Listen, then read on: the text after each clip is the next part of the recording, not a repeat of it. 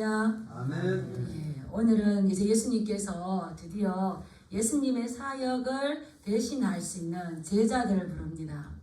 우리가 이제 배울 때 이런 말을 많이 듣죠. 청출어람이다. 예, 이게 파란색이 좀 빛에서 나왔지만 그 파란색이 더 빛날 때 하는 말, 이 제자가 스승보다 나을 때 하는 말인데, 세상에는 다른 사람이 나보다 좋은 거를 가지고 있거나 잘났거나 이럴 때에는 온전하게 기뻐하지를 못해요.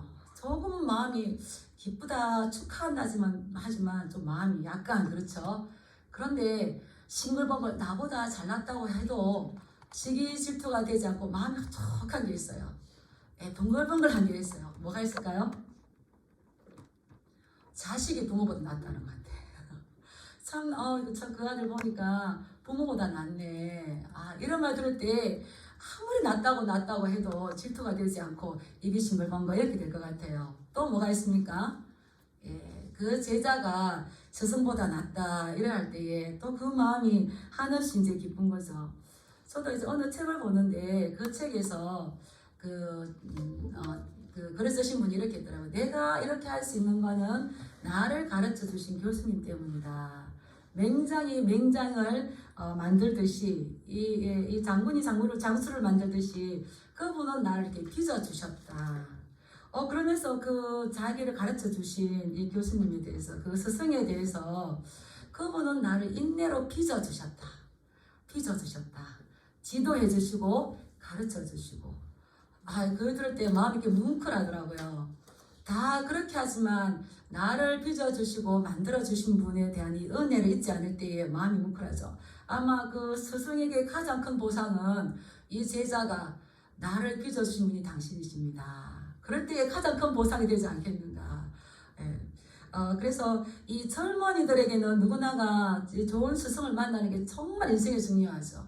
요즘 어떤 멘토를 만나느냐, 나에게 어떤 조언해 줄 수 있는 사람을 만나느냐에 따라서 인생이 완전 달라질 수 있습니다. 우리 젊은 청년들에게 인생의 좋은 멘토를 만나시길 주님의 이름으로 축복합니다. 뿐만 아니라 우리도 마찬가지죠. 그런데 당시에 예수님도 많은 사람들이 예수님을 쫓았고 따라다녔고, 그때 당시 예수님의 명성이 많았기 때문에 예수님의 제자가 되고 싶어하는 사람들이 많이 있었어요. 우리가 그동안 살펴봤지만 많은 사람들이 예수님을 따라다니고자 할 때에 예수님께서 여우도 굴이 있고 새도 깃들 곳이 있지만 인자는 머리 들 곳이 없다 이러니까요. 이제 따라다니는 사람들이 약간 긴장해가지고 내가 아버지 장사 지내고 오겠습니다 이렇게 하잖아요. 그때 예수님께서 뭐라 그러십니까? 단호하게 죽은 자들로 하여금 죽은 자들을 장사하게 하고 너는 나를 따르라. 그래서 이렇게 하나님의 말씀을 보면 우리가 이래도 좋고 저래도 좋고 이런 게 아니고, 예수님의 그 제자된 자의 삶은 단호하게 따라야 될 게 뭔지, 취해야 될 게 뭔지 그걸 정확하게 말씀하신 거죠. 그래서 예수님께서 이 제자들을 이제 부르시는 거예요. 내가 예수님의 제자가 되고 싶어요 이러는 것이 아니라 그 제자들을 예수님께서 친히 부르시는 겁니다. 왜 부르셨습니까? 우리가 지난주 말씀과 함께 연결해 보면은 이제 출소할 때가 되었다는 거죠. 출소할 일꾼을 부르시는 겁니다. 그래서 이 제자들은 누구냐? 제자들의 특징이 있는데요. 우리 10장 1절 말씀 한번 읽어볼까요? 10장 1절 다시 시작. 예수께서 그의 12 제자를 부르사. 여기까지만. 제자는 내가 예수님께 나온 자입니까? 예수님께서 친히 부르신 자들입니까? 예수님께서 제자는 부르셨어요. 이게 가장 첫 번째 되는 특징입니다. 왜 불렀을까요?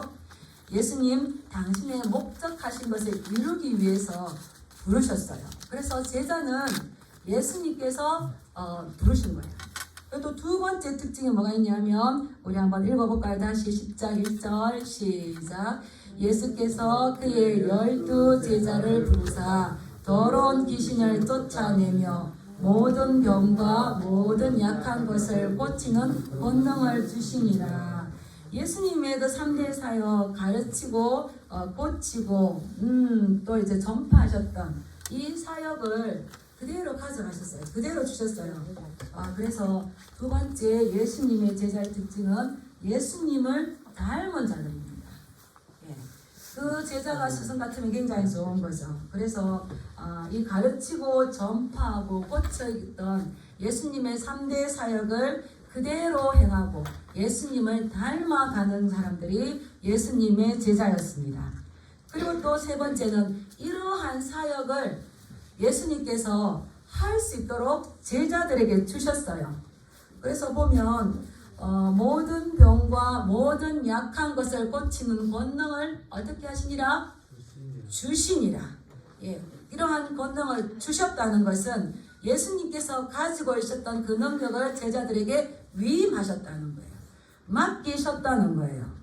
이것은 우리가 지난주에 배웠던 마태복음 9장 35절 이 말씀의 연장선이죠.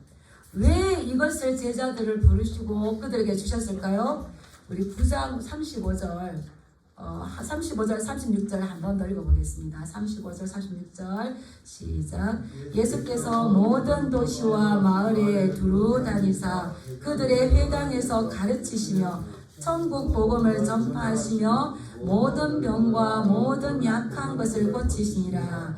무리를 보시고 불쌍히 여기시니 이는 그들이 목자 없는 양과 같이 고생하며 기진함이라. 예, 왜 이런 능력을 주셨는가? 이 목자 없는 양과처럼 고생하며 기진하며 억눌리며 힘들게 있는 그들을 보살피라고, 그들을 고쳐주고 그들을 먹여주고 그들을 회복시켜주라고 이것을 주신 거죠. 그래서 하나님께서는 일꾼을 부르셨을 뿐만 아니라 그것을 감당할 수 있는 능력도 주시는 줄 믿습니다.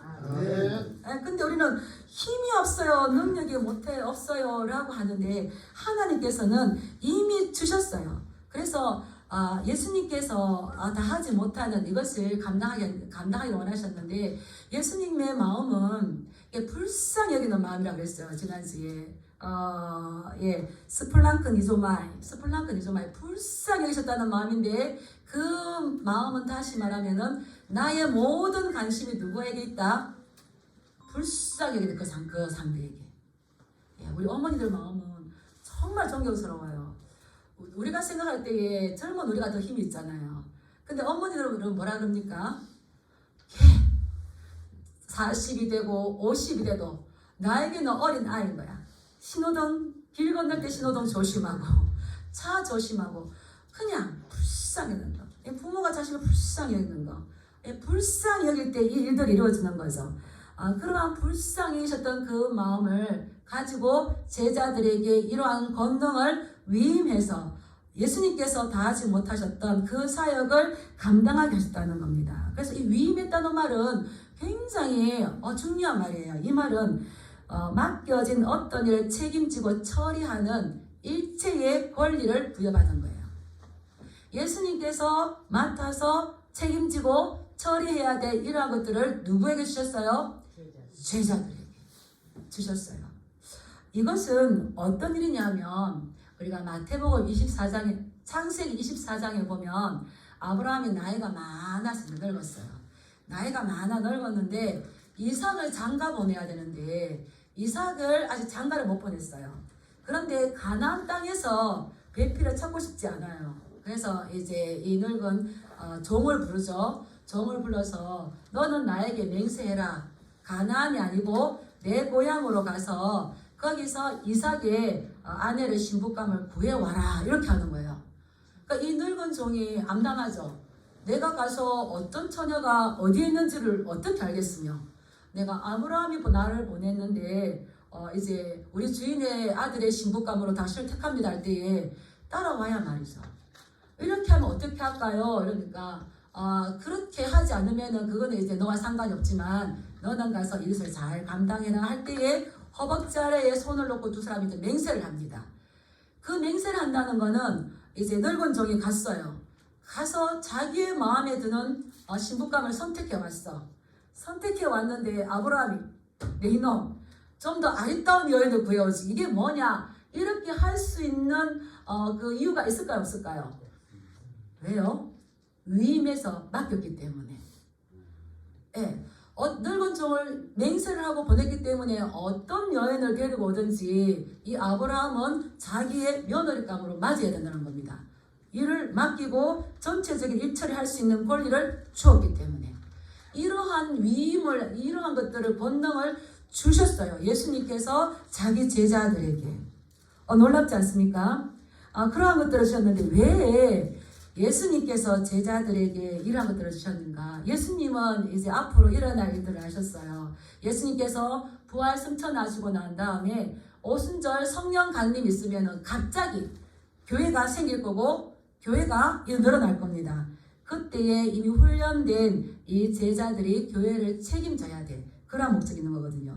그래서 그 권능을 주셨어요. 권능을 주셨는데 어떤 권능을 주셨습니까? 더러운 귀신을 어떻게 하며? 쫓아내며. 뭐를 막 만드는 게 아니라 이 권능이 귀신을 쫓아내는 거였어요. 근데 그 귀신을 어떻다고 그랬습니까? 더러운 귀신이라고 그랬어요. 이것은 우리가 요한계시록을 볼 때에 이 귀신은 마귀 사단의 졸개들입니다. 사단은 어떻습니까? 실제적인 힘이 없어요. 하나님의 나라에서 하늘에서 쫓겨났어요. 그래서 이미 패배한 자예요.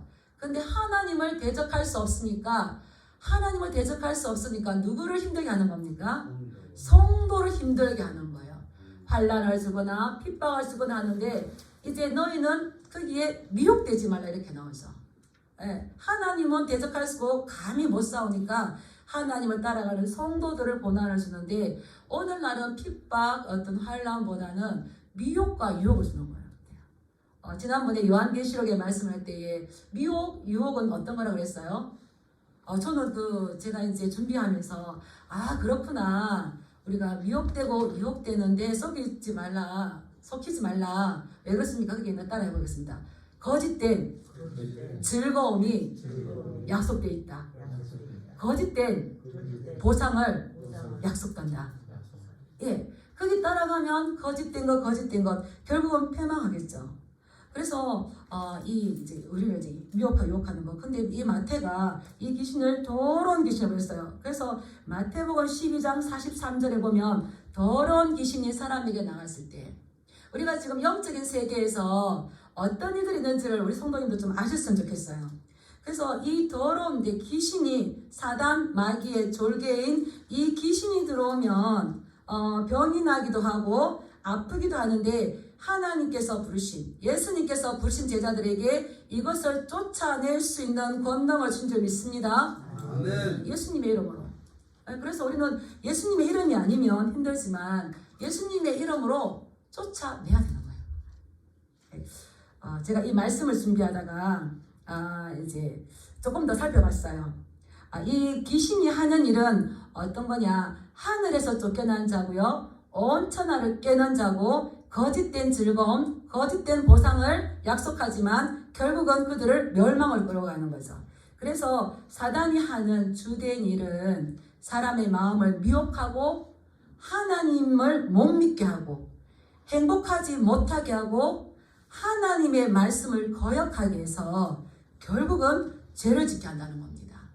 오늘 이게 너무 많아요. 그래서 대중문화를 통해서 막 하죠. 컴퓨터 게임, 음란 영상 이런 것들을 통해서 먼저 뭐가 죄를 짓는 겁니까? 생각이 죄를 짓게 만들어요.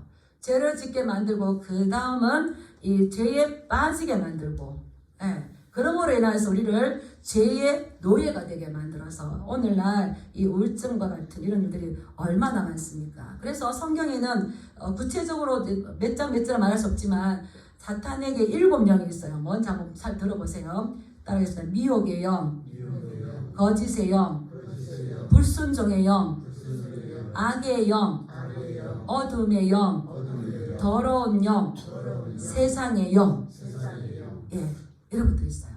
그래서 저걸 알고 나를 알아야 이길 수가 있는데 우리는 너무 우리만 알아요. 그래서 제가 진영에 와가지고 안 되겠구나. 우리가 영적인 세계와 보이는 세계를 같이 동시에 살아갈 수가 있는데 성도는 영적인 세계를 살아가야 되는데 너무 모르니까 계속 이제 지는 거예요. 그래서 미혹의 영, 거짓의 영, 불순종의 영. 우리가 불순종하고 싶어서 불순종하는 게 아닙니다.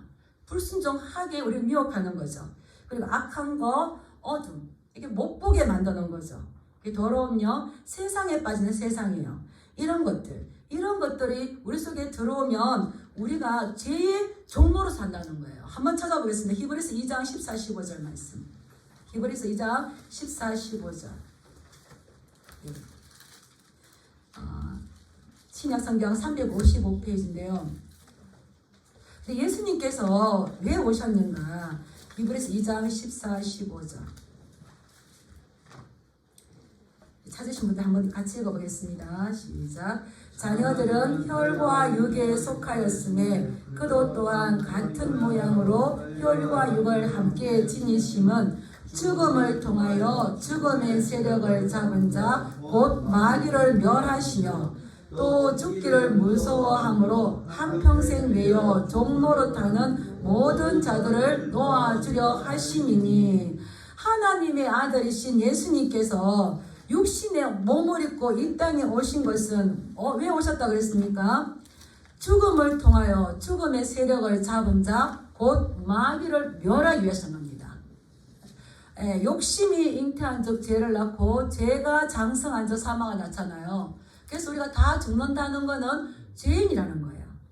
그래서 이 죽음의 세력을 죄의 마귀, 사단, 귀신에게 미혹되어서 아담과 하와가 미혹되기 때문에 원죄가 계속적으로 왔던 거고 거기서 우리도 자유롭지 못하고 계속 죽음의 세력에게 붙잡혀서 죄의 종노릇, 마귀의 종노릇을 한다는 겁니다. 그래서 사람들은 뭐가 제일 무섭습니까? 죽는 게 무서워요. 저도 이제 이번 아파서 병원에 갔어요. 병원에 갔었는데 아이고 무서워요. 왜 무섭습니까? 이제는 건강관리 정말 잘해야지. 이게 커지면은 안 된다. 그래서 그런데 이 마귀는 너무 잘 알아가지고 죽기를 무서워함으로 한평생 매여 종로로 된대. 종로.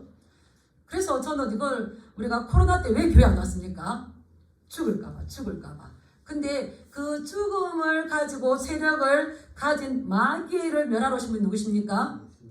살기를 원한다면 우리 예수께 나와야 돼요. 죽기를 무서워해서 한평생 매여서 계속 이제 종노릇하게 매였게 만드는 거예요. 매이죠. 그러한 모든 자들을 놓아주기 위해서 예수 그리스도께서 이 땅에 오시고 예수님께서 그것을 모든 우리 죄의 짐을 지고 십자가에서 우리 죄 대신 십자가에서 우리 죄를 위해서 피 흘려 주셨고 그러므로 인해서 부활 승천하시고 난 다음에 이 부르신 제자들을 통해서 고치고 가르치고 치유하시는 이것을 행하라고 12제자를 부르신 줄 믿습니다.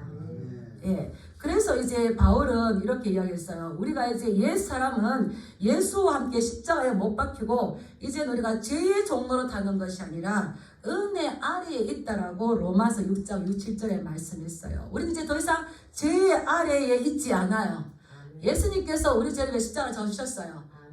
우리가 인간이기 때문에 아직 이 땅에서 우리가 하나로 갈 때까지 살아있지만 죄의 종로로 타는 것이 아니라 따라하겠습니다. 은혜 아래에 너희가 있느니라. 예수님의 보혈의 피로 우리를 다 해결해 주셨어요. 다 값을 지불했어요. 오늘 청년이 왔어 오랜만에. 그래서 너를 위해서 십자가 지신 예수님을 믿니? 믿는데요. 그래서 그 대신 십자가를 지셨다. 이것을 이해를 시켜야 될 것 같아. 이제 네가 짜장면 집에 갔어. 보니 네가 짜장면 집에 가서 짜장면을 먹었어요. 먹었는데 뒤에 보니까 돈이 없어. 그러면은 그 짜장면 집을 나올 수 있어요, 없어요? 할머니가 너 짜장면 값 내놔. 나 돈이 없어요. 다 안 보내주는 거예요. 이제 목사가 지나가다가 봤어요. 얘가 좀 쩔쩔매고 있어요. 왜 그러니? 짜장면 값이 없어요. 그래서 얼마야? 7,000원. 제가 짜장면 값을 대신 내줬어요. 그러면은 우리 고은이는 어떻게 되는 걸까요? 나올 수 있는 거죠. 우리 지금 죽음에 매여서 한평생 종노를 할 수밖에 없는 우리를 대신해서 우리 죄 때문에 지금 종노를 할 수밖에 없어요. 건강에 종노릇하고 생명에 종노릇하고 세상에 부귀에 종노릇하는 그들을 예수님께서 대신 돈을 내주셨어. 그래서 우리는 자유의 몸인 거예요. 다음에 그 짜장면집 할머니 보면 피해 다닐 필요가 있을까요? 없을까요? 없습니다. 근데 막 피해 다니잖아요. 도망 다니잖아요. 이렇게 우리 죄 때문에 예수님께서 피를 다 흘려주셔서 우리의 죄값을 대신해 주셨어요. 그 일들을 전하고 복음을 전하고 그렇게 묶였던 자들을 자유를 주라고 12제자를 부르신 거예요. 근데 왜 예수님께서 12명만 불렀을까? 좀 더 많이 부르시지. 어떤 의미가 있을까요? 12이라는 숫자는 굉장히 깊은 의미가 있어요. 이스라엘 구약시대에 이스라엘은 몇 지파였습니까? 그렇죠. 야곱의 아들 몇 명이었습니까? 12명. 12지파. 예. 5,000명을 먹이고 몇 바구니가 남았습니까? 12바구니. 예, 12년 흘렸죠, 물린 여인들. 12소 선지서. 이 10이라는 숫자는 하나님 나라에서 굉장한 영적 의미가 있습니다. 12명의 제자를 불렀다는 것은 이스라엘의 12지파, 육신의 12지파 이스라엘을 신약시대에는 영적인 이스라엘로 하셔서 그 대표로 12 사도를 불렀어요. 그래서 이것은 오늘날 이 12사도가 성령 강림을 받고 교회를 세우죠. 이 교회를 상징하는 겁니다. 그래서 이 사도들이 받았던 거 복음을 전파하며 가르치며 병을 고치는 이 사역인 것처럼 교회가 해야 할 건 뭘까요? 오늘 장로님 기도하신 것처럼 교회가 해야 할 건 서로 사이좋게 지내고 서로도 중요하지만 따라서 복음 전파, 가르치는 사역, 예, 고쳐주는 사역, 예, 이겁니다. 이 일들을 하라고 했는데 이것은 이제 구약의 성취인 거죠. 완성인 거죠. 그런데 12명의 제자였었는데 나중에 누가 빠져버립니까? 가룟 유다가 빠져서 11명밖에 되지 않아요. 근데 베드로가 너무 귀하죠. 베드로가 다혈질이고 화내기도 좋아했었는데 성령 받고 난 다음에 요한 사도행전 2장에서 가장 먼저 한 게 뭡니까? 비우어진 자리를 채웠어요. 비우어진 제자 한 명의 자리를 채웠어요. 영적인 비밀을 깨닫고 나니까. 예. 그래서 연필 12자리에서 한 타스가 되는 것처럼 온전하게 되는 것처럼 그 채워서 이제 마띠디아를 이제 뽑지 않습니까? 그렇게 하기 위해서 예수님께서는 이 12제자를 부르시고 그들에게 권능을 주셔서 하나님의 일들을 감당할 수 있도록 위임을 전적으로 맡겨주셨습니다.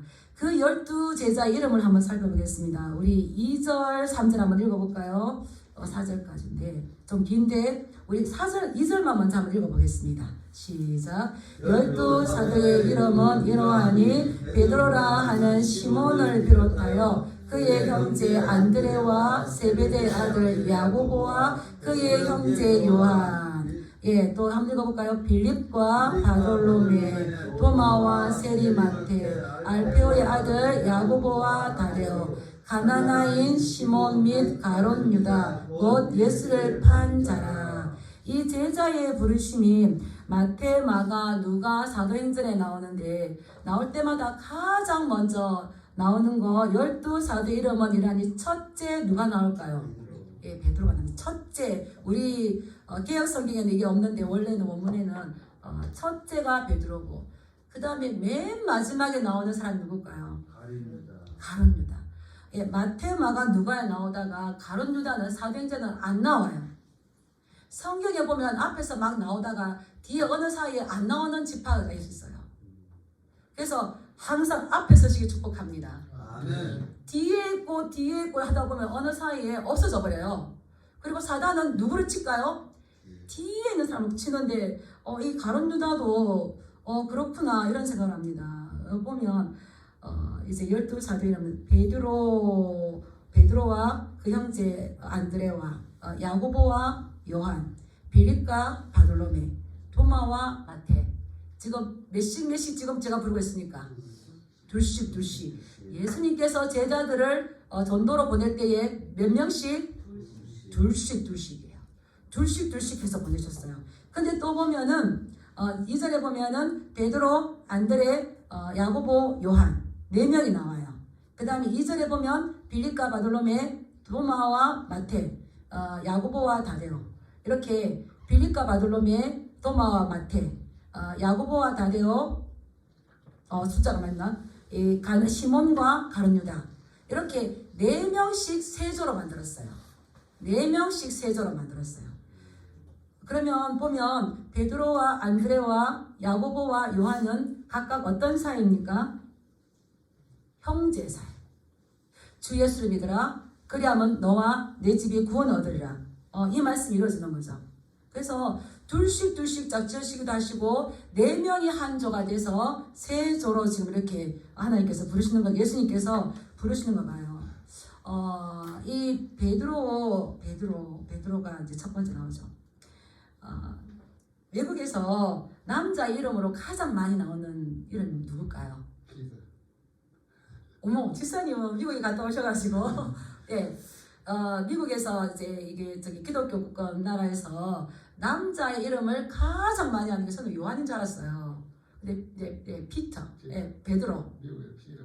비로, 예, 그런데요. 저는 시몬 하는데, 그렇대요, 시몬. 예. 근데 이 시몬을 예수님께서 베드로라 하셨고, 이제 페트로스, 반석. 이거를 이제 아람어가 같은 말이거든요. 예, 우리는 이 피터에 대해서 너무 잘 알죠. 교회의 기둥 같은 역할을 했고, 또 예수님께서 승천하시고 난 다음에 이 예루살렘 교회에 아주 주도적인 역할을 했었고, 예루살렘 그 초대 교회를 반석 위에 놓는 핵심적인 역할을 했던 사람이 이 베드로입니다. 예, 그리고 이제 그의 형제 안드레가 있는데, 두 번째 안드레가 있는데, 베드로를 전도한 사람이 누굴까요? 베드로를 전도한 사람은 안드레였어요. 예. 그리고 안드레는 이게 헬라식 이름이고, 요한복음에 보면 헬라 사람이 예수님을 보기 원할 때에 누구를 찾아갔다고 했을까요? 안드레와 빌립. 둘은 헬라식 이름이었어요. 아마 헬라 문화에 대해서 잘 알았는가 봐요. 그래서 근데 이 안드레는 뒤에 예수님의 말씀에 전적으로 헌신하다가 이제 순교 당할 때에 X자형으로 십자가에 달려서 이제 죽었던 걸로 유명하죠.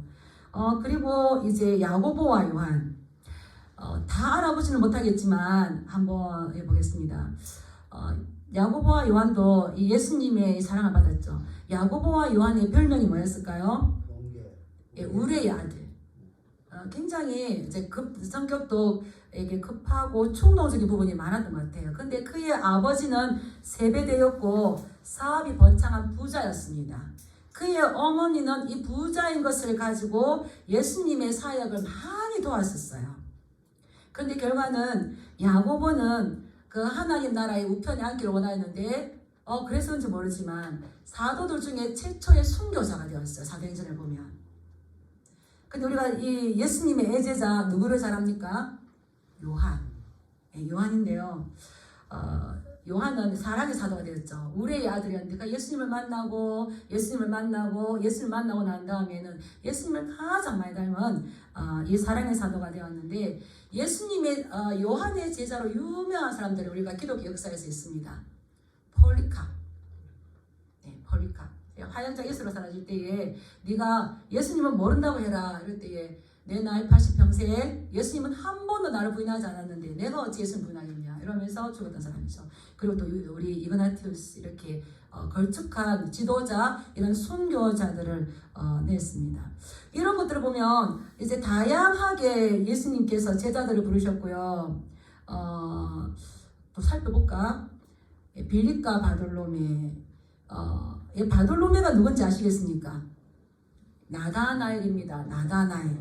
예. 그 도마는 이름이 아니고 도마는 쌍둥이였어요. 그리고 세리마테. 우리가 세리마테에 대해서 이제 배웠습니다. 이 세리마테의 원래 이름은 알페오의 아들 레위였습니다. 레위였는데 마태복음을 기록하면서 자기를 세리라고 기록했어요. 이스라엘이 그때 당시에 예수님 시대에 세리는 사람들에게 많은 인기가 없었습니다. 평판이 좋지 않았습니다. 그런데 마태는 나 알파오의 아들 레위라고 기록하지 않고 사람들이 별로 좋아하지 않는 세리라는 직업을 써서 세리 마태라고 자기 자신을 이렇게 적었어요. 이것은 어떤 말일까요? 개구리가 올챙이 시절을 기억하지 못하는 걸 기억하듯이 자기가 세리였을 때의 모습을 기억하면서 자기 자신을 계속 낮춘다는 겁니다. 이게 겸손한 거죠. 그래서 이 예수님께서 내가 세리로서 자꾸 돈 세는 그 자리에 앉아있을 때에 나를 불러내어서 거룩한 하나님의 사역을 감당할 수 있는 이 세리로 불러주신 것을 감사하는 거. 그 은혜를 잊지 않으려는 거. 그래서 은혜는 갚는 것일까요? 기억하는 것일까요? 기억하는 거. 예, 우리는 하늘을 두루마리 삼고 바다를 먹물 삼아도 그 크신 하나님의 사랑 다 기록할 수가 없습니다. 어떻게 갚겠습니까? 그런데 우리가 그 은혜를 갚는 것은 따라서 은혜를 기억하는 것이 그 은혜를 갚는 것이다. 예, 사람들은 은혜는 물에 새기고 원수는 바위에 새긴다는 말이 있는데 그건 아닌 거죠. 은혜를 기억하고 그래서 이 구약에 계속 나오는 말씀은 너는 기억해라. 네가 애굽 땅 종되었던 때를 기억하라. 만군의 여호와 하나님 이름을 기억하라. 기억하고 기억할 때에 하나님의 백성의 그 정체성을 살아갈 수 있는 줄 믿습니다. 아멘. 기억하고 기억할 때에 내가 기독교의 그리스도인의 이 정체성을 살아갈 수 있는 줄 믿습니다. 아멘. 그래서 이 마태를 보면 굉장히 큰 도전이 돼요. 내가 이제 레위가 됐어. 내가 예전에는 세리였지만 나 지금 신분 세탁해서 레위가 됐어라고 하지 않고 세리마태 그 겸손한 모습으로 있는 거죠. 그래도 재밌는 거는 여기 보면 가나나인 시몬 나와요. 가나나인 시몬. 네, 이것은 이제 누가복음에 보면은 세롯이란 말을 하거든요. 예, 세롯인 시몬이라고 나오는데 그때 당시에 자기 조국의 이 독립을 위해서 로마에 싸우는 사람들이 있었어요. 그것을 열심당원이라고 해요. 예, 아주 과격하게 로마에 반항하면서 유대의 독립을 원하는 사람이죠. 오늘날 우리나라와 많이 같은 것 같아요.